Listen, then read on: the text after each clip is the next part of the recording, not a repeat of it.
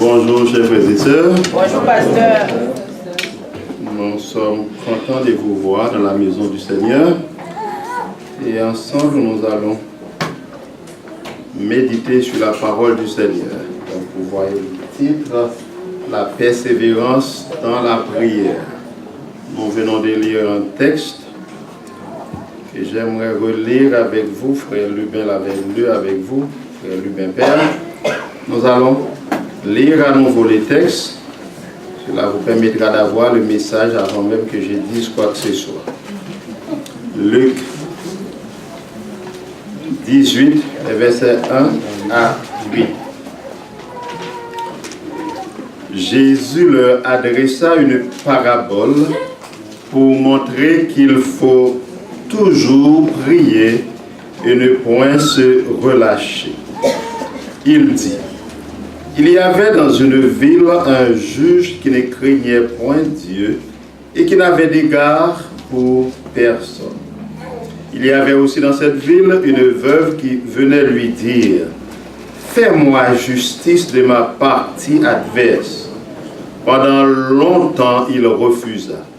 Mais ensuite, il dit en lui-même: quoique je ne craigne point Dieu et que je n'ai d'égard pour personne, néanmoins, parce que cette veuve m'importune, je lui ferai justice afin qu'elle ne vienne pas sans cesse me rompre la tête.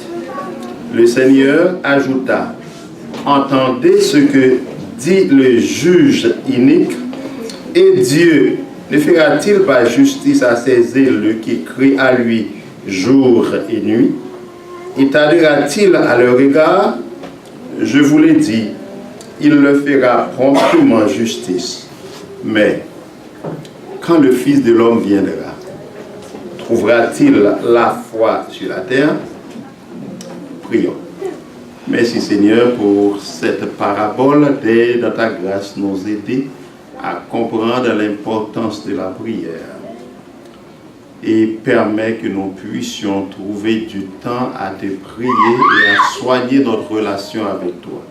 Bénis chacun de nous. En Jésus, nous t'en prions. Amen. Jésus a commencé la parabole en disant tout simplement, en fait, en nous faisant comprendre l'importance de la prière. La prière persévérante. Parce qu'on nous a dit la raison pour laquelle il donne cette parabole, c'est pour nous montrer qu'il faut toujours prier et ne point se relâcher. Il donne la parabole et puis à la fin de la parabole, chose étonnante, il a terminé par nous dire que nous devons avoir la foi. Quand il viendra, est-ce qu'il trouvera la foi sur la terre? Quel genre de foi il parle? Il parle d'une foi persévérante, une foi qui nous permet de persévérer dans la prière. La prière, chers frères et sœurs, est un élément essentiel de la vie chrétienne. Elle est tellement importante qu'un auteur va jusqu'à dire que la prière est la respiration de l'âme. Que se passe-t-il quand on arrête de respirer? On meurt. Ou on est placé sous respiration artificielle. Et les gens qui nous placent sous respiration artificielle observent, ils regardent pour voir s'il faut nous débrancher ou s'il faut continuer à nous aider. Et à un certain moment donné, s'il n'y a rien qui fonctionne, on nous débranche. Et puis, quelques temps après, on nous met dans la terre. Et puis, ça finit là. La prière est la respiration de l'âme. Cela veut dire, celui qui ne prie pas, ne vit pas spirituellement parlant. Si vous ne priez pas, c'est que vous avez signé votre acte de décès spirituel. La respiration est un processus naturel. c'est-à-dire elle se fait sans effort et son absence produit des dégâts importants et quasi irréparables dans l'organisme humain et entraîne même la mort. Voilà pourquoi donc il est vital de prier souvent, de prier régulièrement et même de prier sans cesse. Prier sans cesse, telle est l'injonction de l'apôtre Paul aux Thessaloniciens. Qu'implique donc cette injonction? Elle implique donc beaucoup de choses. La première chose, la foi ou la confiance. Hébreux 6, Hébreux 11 de préférence, le verset 6. Hébreux 11, verset 6.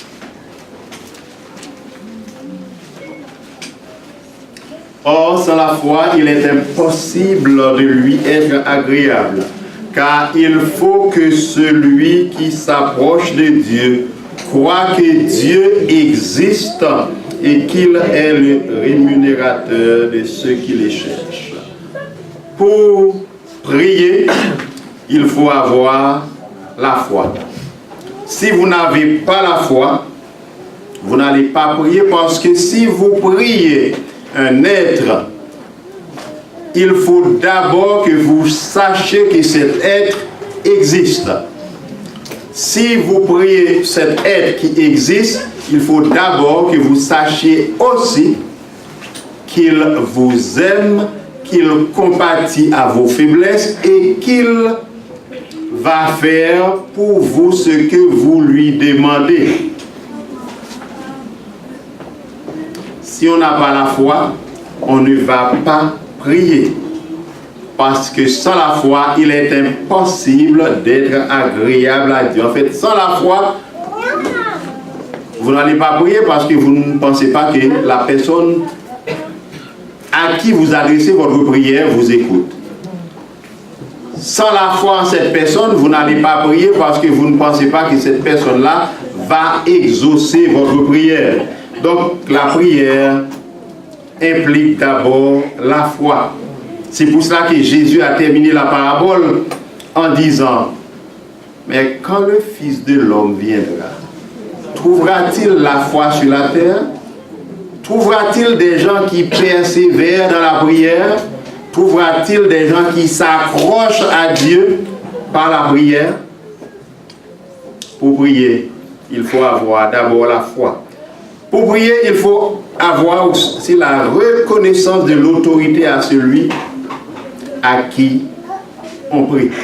De celui à qui on prie. Si vous ne reconnaissez pas l'autorité de Dieu sur vous, vous n'allez pas prier. Vous n'allez pas lui demander quoi que ce soit. Vous priez parce que vous savez que Dieu vous aime. Vous priez parce que vous savez que Dieu peut faire pour vous au-delà de ce que vous lui demandez. Vous priez parce que vous reconnaissez votre dépendance de Dieu. Et c'est pour cela que vous priez. Si vous ne reconnaissez pas la dépendance de Dieu sur vous, vous n'allez pas prier. Vous priez parce que vous avez la foi. Vous priez parce que vous reconnaissez que vous dépendez de Dieu. Mais la prière ne doit pas être une prière micro-ondes. La prière, même si elle est une prière micro-ondes, une prière qui se fait à la va-vite, mais cette prière doit être une prière persévérante. C'est quoi la persévérance vraiment? La persévérance, c'est la constance, la régularité dans quelque chose. On est constant, on est persévérant, on fait cela à répétition, régulièrement. On a besoin de quelque chose, on sait que papa peut vous donner cette chose, on demande ça à papa, il dit non aujourd'hui, on demande demain, demain il dit non, on demande après-demain, ainsi de suite, jusqu'à ce que papa cède, dit ok, pas de problème, je vous donne cela. Alors, la parabole, c'était dans cela. La veuve a une cause. Elle croit que sa cause est juste. Il y a quelqu'un qui veut, disons, un lopin de terre qu'elle a. Mais j'ai mes documents, cette terre m'appartient, cette chose est à moi et on veut la voir, donc elle est allée voir un juge. Mais on dit que les juges est un juge méchant, inique. Et les juges ne respectent pas Dieu et elle n'a pas d'égard pour personne. C'est un vrai magouilleur. Donc, la veuve vient, l'autre partie engraisse les mains du juge et les juges ne donnent pas de verdict. Elle laisse la cause. La veuve vient et puis les juges ne rendent pas justice. Il ne rend pas le droit. Alors, cette dame dit, moi, je vais venir jusqu'à ce qu'il me donne, qu'il me fasse justice, jusqu'à ce qu'il rende un jugement en ma faveur. Et puis parfois, les juges sont avec d'autres personnes qui sont là pour graisser ses mains. Et puis la veuve frappe à la porte et dit, moi, je viens encore parce que moi, il faut que tu me fasses justice. Et puis il renvoie la veuve. Mais comme cette veuve est persévérante, elle vient tout le temps, les juges disent, c'est vrai que je ne crains pas Dieu. C'est vrai que je n'ai d'égard pour personne. Mais je vais faire justice à cette dame. Parce que certaines fois, je suis en train de régler des affaires assez sérieuses, des affaires qui peuvent me rapporter beaucoup plus que cela. Et puis elle vient, elle me trouble, elle m'ennuie. Donc je vais lui faire justice et avec cela maintenant, je serai à l'aise pour faire mes autres choses parce qu'elle ne viendra plus m'ennuyer, elle ne viendra plus me casser la tête, elle ne viendra plus me rompre la tête. Et puis Jésus a dit, vous regardez, vous comprenez ce que les juges viennent de faire? Il vient tout simplement d'acheter la paix. Mais Dieu, lui, n'est pas un juge inique. Je vous donne la parabole pour vous montrer qu'il faut toujours prier. Quand vous priez, même un méchant arrive à céder. Quand vous persévérez dans la prière, même les méchants cèdent. Et moi qui ne suis pas un juge inique, qui ne suis pas un méchant, quand vous me priez, je vais vous répondre. Alors persévérez dans la prière. Mais pour persévérer dans la prière, vous devez avoir la foi. Parce que quand le Fils de l'homme viendra, trouvera-t-il la foi sur la terre? La question reste ouverte. Est-ce que Jésus va trouver la foi? C'est à chacun de nous de répondre. Quelqu'un peut répondre, oui, tu trouveras la foi. Parce que moi, je vais rester à tes pieds. Je m'accrocherai à toi jusqu'à la fin et je continuerai à te prier. Quelqu'un d'autre peut dire, well, si tu ne me fais pas justice du premier coup, tu ne vois pas la foi. C'est à nous de répondre à la question. Quand le Fils de l'homme viendra, trouvera-t-il la foi sur la terre? L'un peut dire oui, l'autre peut dire non. Mais la meilleure chose, c'est qu'il trouve la foi. Parce que s'il ne trouve pas la foi en toi, cela veut dire que tu ne persévères pas. L'apôtre Paul a dit quelque chose, a cité plusieurs textes pour nous prouver qu'il faut prier. Dans la Bible, nous trouvons aussi beaucoup d'hommes et de femmes qui étaient des fervents et fervents de la prière. De nos jours, on les appelle des guerriers, des guerrières de la prière. Abraham était un guerrier de la prière. Partout où il passait, la Bible nous montre qu'il dressait des autels. Il dressait des autels pour faire quoi? Pour présenter des sacrifices, pour prier Dieu. Daniel était un guerrier de la prière. À tort, nous disons souvent que Daniel priait 3 fois les jours. Et c'est pas ce que dit la Bible. C'est vrai que la Bible nous montrait que Daniel se mettait à genoux 3 fois les jours pour prier quand on avait sorti un décret disant que si quelqu'un prie à quelqu'un d'autre qu'au roi, il allait être jeté dans la fosse au lion. Mais Daniel ne priait pas seulement 3 fois les jours. Comme c'était son habitude chez lui de prier 3 fois les jours en se tournant vers Jérusalem, en se mettant à genoux et en priant, il continuait toujours cette habitude-là de prier 3 fois les jours en direction de Jérusalem. Mais dis-moi, si votre vie était en danger, vous savez qu'on cherche à vous jeter dans la fosse aux lions et que les lions ont grand faim, vous allez seulement prier 3 fois les jours. Pour une bagatelle, nous prions 10-15 fois les jours. Nous avons besoin de travail. Le matin, nous nous levons, nous prions. Nous oublions même de sortir pour aller chercher du travail. Et après 1 heure de temps, nous prions encore. 2 heures de temps, nous prions parce que nous avons besoin de ce travail. Nous avons un parent qui est malade. Les médecins disent qu'on ne peut rien faire. Nous prions et nous demandons aux gens de prier pour nous. Nous prions presque à chaque seconde. Daniel ne priait pas seulement 3 fois les jours. 3 fois les jours, il se mettait à genoux pour prier. Daniel était un guerrier de la prière. Il y a beaucoup de gens dans la Bible qui priaient et qui priaient d'une manière fervente. Ils priaient d'une manière persévérante. Nous devons prier sans cesse, nous dit l'apôtre Paul.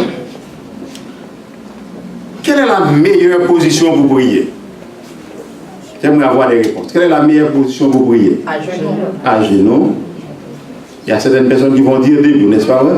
Mais la meilleure position pour prier d'après Natacha, c'est à genoux. Mais non. Alors c'est debout. Il n'y a pas de position. Ok. Qui a raison, qui a tort?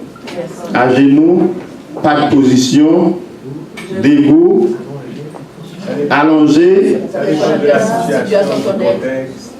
d'accord. Effectivement, face contre terre. Alors, la sœur avait dit qu'il n'y avait pas de position, mais maintenant elle ajoute, c'est face contre terre. Ok. Il n'y a pas vraiment une position type pour prier. Dépendamment de ce qui provoque la prière. Si je suis chez moi, je peux avoir une habitude de me mettre à genoux pour prier.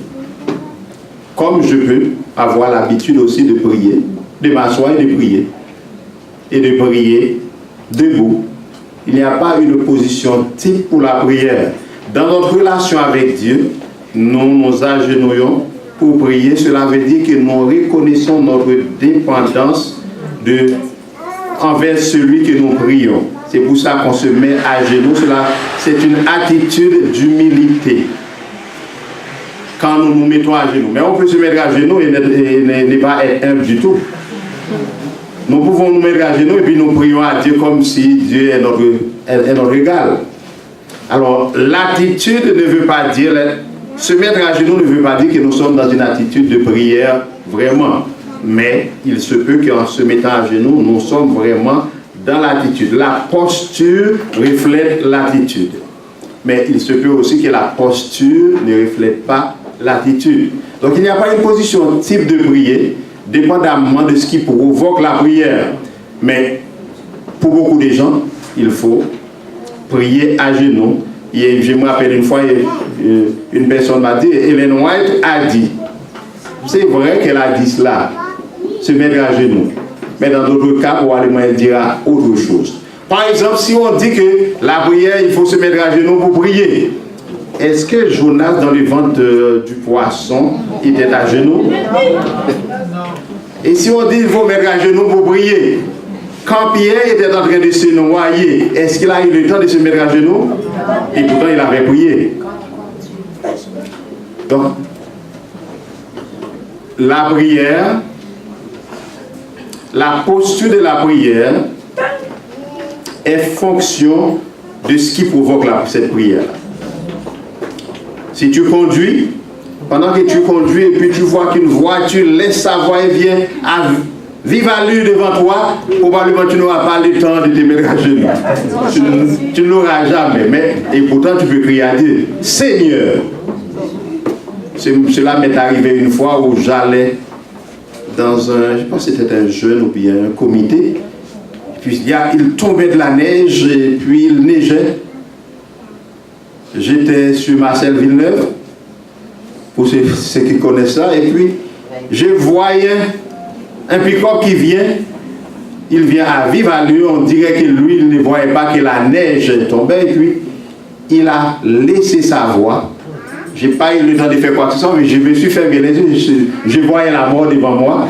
Comme quand on meurt, les yeux sont fermés, alors je me suis fermé les yeux, et puis miraculeusement, je n'entends aucun impact. Quand j'ouvre les yeux, je regarde en arrière, je vois qu'il était tombé dans un trou, et puis moi, je continuais ma route. Alors qu'il a laissé sa voie, il allait me frapper. Mais quand j'ai dit Seigneur, c'était une prière. Je n'avais pas besoin de dire plus que cela. Pierre a dit, Jésus sauve-moi, bien Seigneur sauve-moi. Tout dépend de l'attitude, de ce qui provoque la prière. Il n'y a pas une position type pour prier. Mais dans notre relation avec Dieu, dans nos prières à la maison, il se peut que nous adoptions une attitude où chaque matin à telle heure donnée, nous nous mettons à genoux pour prier. Il n'y a pas de mal à ça. À l'église, nous prions à genoux, nous prions debout. Nous prions assis. Si vos genoux vous font mal, on ne vous demande pas de mettre à genoux. Donc il n'y a pas une attitude, une posture pour la prière, dépendamment de ce qui provoque la prière. Donc la position de la prière dépendra du temps et des circonstances qui la provoquent. L'apôtre Paul dit la prière, c'est une... En fait, l'apôtre Paul dit, il faut prier sans cesse. Prier sans cesse. Il y a beaucoup de gens qui pensent effectivement il faut se mettre à genoux tout le temps pour prier.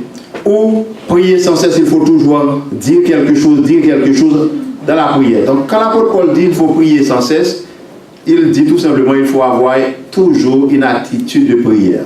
Peu importe ce que vous faites, vous pouvez être en train de prier.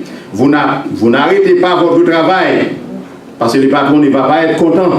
Il peut vous révoquer, même si vous dites parce que vous étiez en train de prier. Et même si vous dites Seigneur, j'ai prié, il m'a révoqué. Non. Vous pouvez, pendant que vous travaillez, vous priez sans arrêter de travailler. C'est une attitude. Il y a des gens qui pensent quand on prie, il faut avoir la tête couverte. Les gens qui adoptaient la doctrine des Sautron pensaient qu'il faut toujours, les femmes, toujours avoir quelque chose dans la tête. Un jour, j'ai visité une jeune dame qui était membre d'une église où j'étais premier ancien. J'ai laissé pour aller étudier. Je suis revenu, on m'a dit qu'elle s'est sautronnée. Alors, j'ai décidé d'aller la visiter. Et puis, on parlait de tout et de rien. Et puis, à un certain moment donné, je lui dis, bon, comme, même si tu quittes l'église, mais tu n'as pas laissé Dieu, j'aimerais prier avec toi. Elle m'a dit, ok, attends-moi. Elle est allée prendre un morceau de toile et puis elle a couvert sa tête. Et puis, je commençais par lui dire, est-ce que tu crois dans les textes bibliques qui disent prier sans cesse? Elle m'a dit oui. Dit, mais pourquoi tu ne les fais pas? Elle m'a dit, mais oui, je les fais. J'ai dit, mais non, tu ne les fais pas.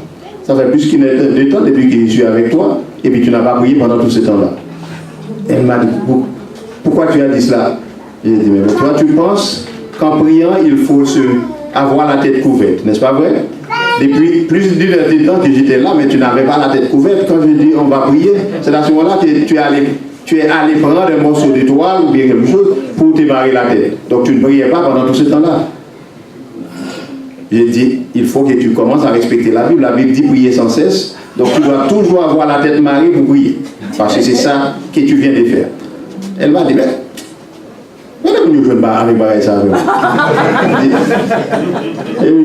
je ne sais pas où est-ce qu'ils ont trouvé cela, mais moi tout ce que je sais, je vais prier avec toi, mets-toi à genoux, on prie, et puis moi je pars. Toi tu vas les questionner pour savoir où est-ce qu'ils ont trouvé ça. La prière c'est une attitude, quel que soit ce que nous faisons, chers frères et sœurs, nous pouvons prier. N'arrêtez pas le travail pour dire je vais prier. Si vous êtes en pause, ça c'est autre chose. Mais vous pouvez toujours avoir une attitude de prière, peu importe ce que vous faites. Et c'est ce que l'apôtre Paul dit, priez sans cesse. Parce que si la prière c'est la respiration de l'âme, et que vous cessez de prier, vous mourrez. Donc priez sans cesse pour que vous puissiez toujours être en vie.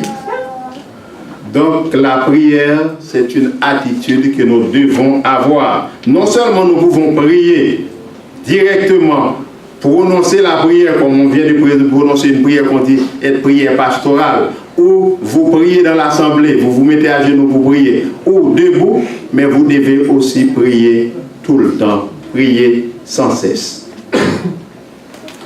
Pour rester en vie spirituellement, pour rester en contact étroit avec Dieu, la source de la vie, il faut prier.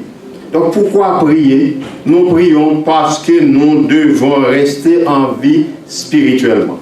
Nous prions parce que Dieu est la source de la vie. Si nous nous détachons de Dieu, nous allons mourir.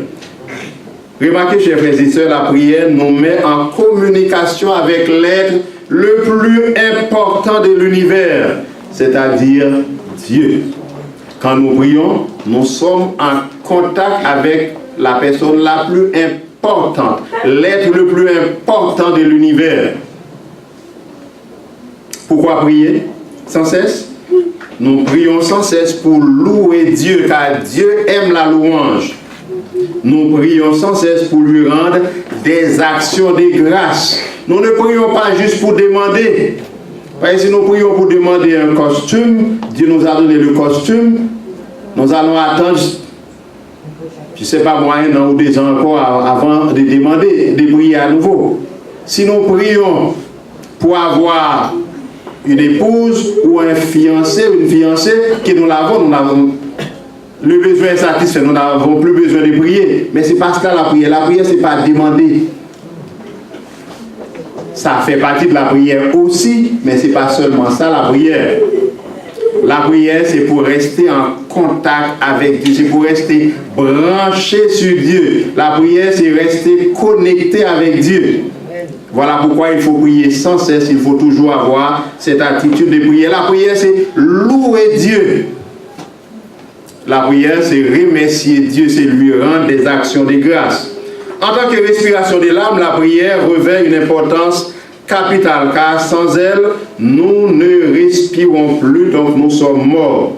Est-il donc étonnant que l'apôtre Paul déclare « Persévérez dans la prière, veillez-y avec action de grâce ».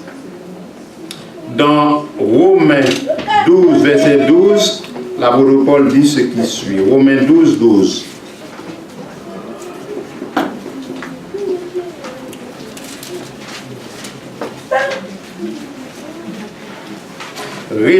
Réjouissez-vous en espérance, soyez patients dans l'affliction, persévérez dans la prière. Donc tout à l'heure nous venons de citer Colossiens 4, verset 2.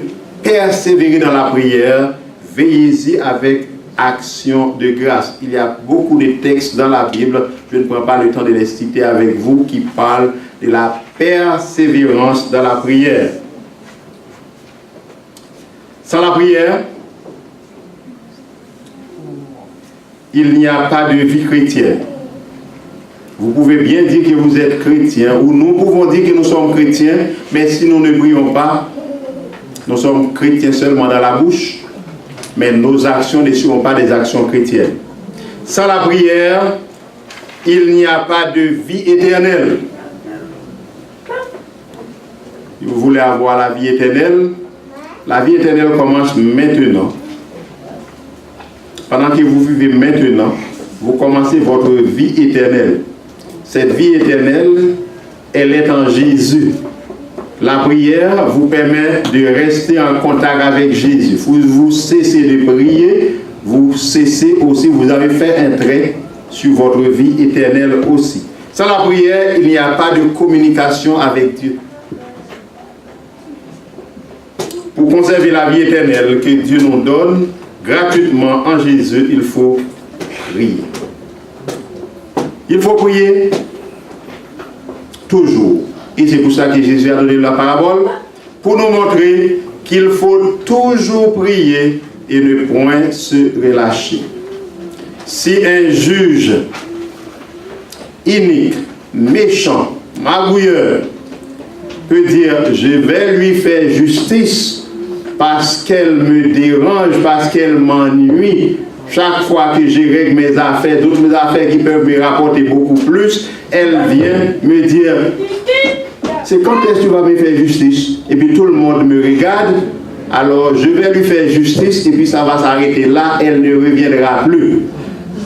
Mais si un juge méchant peut agir de la sorte parce qu'il veut avoir la paix, à combien plus forte raison, moi, votre Seigneur, vous qui êtes mes élus, à combien plus forte raison je ne vous ferai pas justice?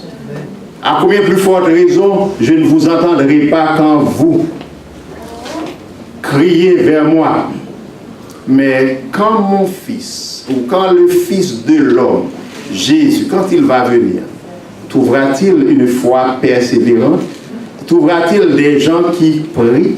Trouvera-t-il des gens qui prient sans cesse? Trouvera-t-il des gens qui adoptent une attitude de prière? Trouvera-t-il des gens qui sachent que la prière, c'est pas seulement demander, parce que quand vous demandez et que vous recevez ce que vous avez demandé, vous allez cesser de prier jusqu'à ce que vous ayez encore un autre besoin.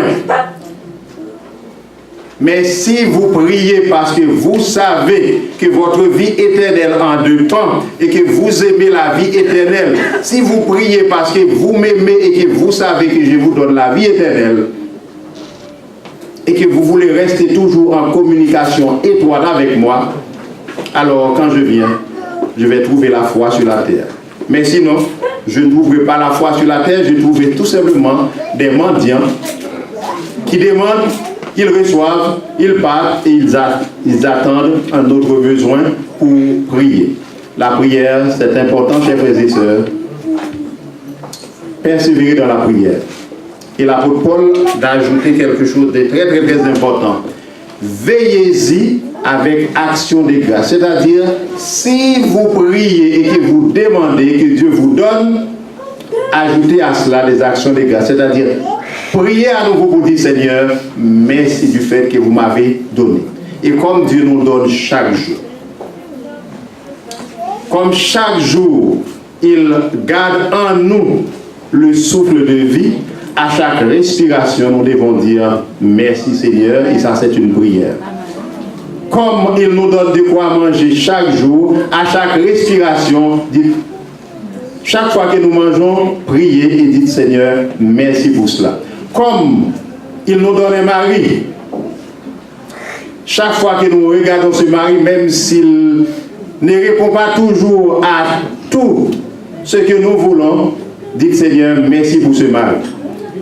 Mais comme il nous donne une épouse, chaque fois que nous regardons notre épouse, même quand elle n'est pas l'épouse idéale, parce que dans notre tête, c'est c'est telle épouse que nous voulons avoir, mais Dieu nous donne une épouse quand même. Dit, Seigneur, merci pour cette épouse. Et si vous avez prié que vous n'avez pas d'époux, ou vous n'avez pas d'épouse, dites Seigneur, merci quand même parce que je ne sais pas que cet époux-là, si je l'avais, ce qu'il me ferait, ou cette épouse-là, si je l'avais, ce qu'elle me ferait, mais toi, tu es tout pour moi, je te dis merci quand même. Priez sans cesse. Persévérez dans la prière, veillez-y avec action de grâce. Que le Seigneur vous aide. Amen.